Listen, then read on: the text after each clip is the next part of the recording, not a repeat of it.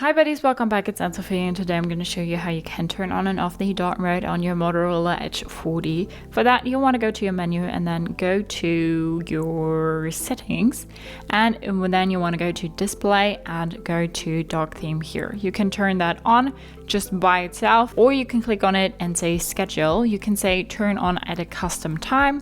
So like let's say tonight at 8 it will turn on. Oops, we need to confirm that here. And then tomorrow at, I don't know, 8:34 a.m. it will, disappear again and the light theme will turn on again. We can say that, or we can say turn on from sunset to sunrise. So at sunrise tomorrow morning, the light theme will appear, and at sunset tonight, the dark theme will appear. Dark theme uses a black background to help keep a battery alive longer on some screens. Dark theme schedules begin when your screen is off. So let's try that. Our screen is off right now. And oops.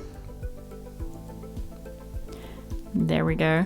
And right now the light theme appeared again because we turned our screen off, and then at sunset the dark theme will appear. So that's how you can customize the dark theme on your Motorola Edge 40. Hope you liked it, hope it helped. If so, thumbs up, share and subscribe, and I hope to see you next time. Bye.